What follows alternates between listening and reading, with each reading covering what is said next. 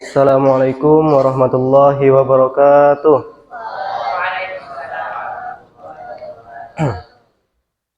Alhamdulillahirabbil alamin. Assalatu wassalamu ala asrofil anbiya wal mursalin sayyidina wa maulana Muhammadin wa ala alihi washabbihi ajmain. Amma ba'd.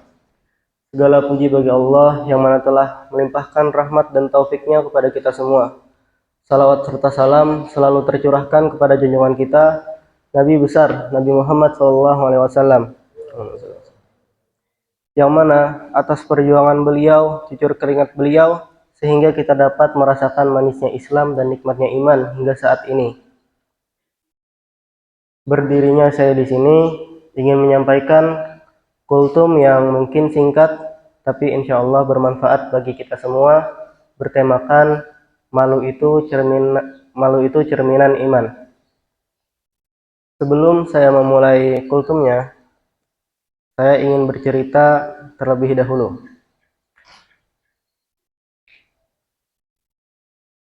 Pada suatu hari, Rasulullah SAW pernah duduk, kemudian Abu Bakar datang dan duduk di sisi beliau. Kemudian Umar radhiyallahu anhu pun datang dan ikut duduk juga.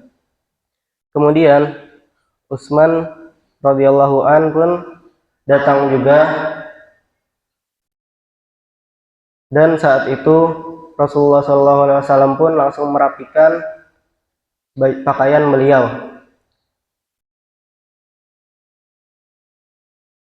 Kemudian beliau menegakkan cara duduk beliau dan duduk lebih rapi. Kemudian para sahabat pun heran.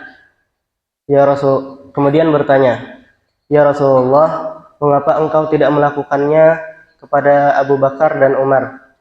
Kemudian Rasulullah SAW pun menjawab, "Tidakkah aku malu kepada seseorang yang para malaikat pun malu kepadanya?" Nah,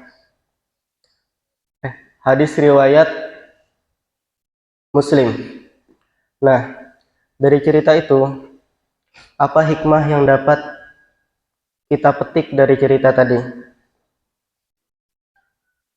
Malu, satu kata yang singkat tapi bisa menghindarkan kita dari dosa yang panjang.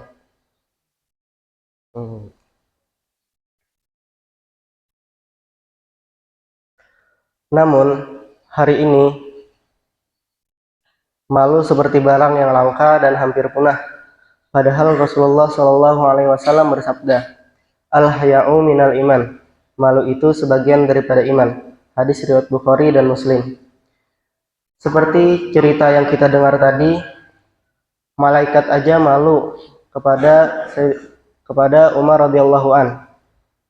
Padahal hari ini banyak sekali orang yang tidak malu meski dosa terang-terangan, tidak malu buka aurat, tidak malu berkata kotor, tidak malu menipu, tidak malu menari-nari di layar hanya demi viral. Bahkan merasa bangga dengan dosa yang mereka perbuat. Kita ini generasi yang akses ilmu dan dakwahnya mudah, tapi sayangnya akses ke maksiat pun juga sangat mudah.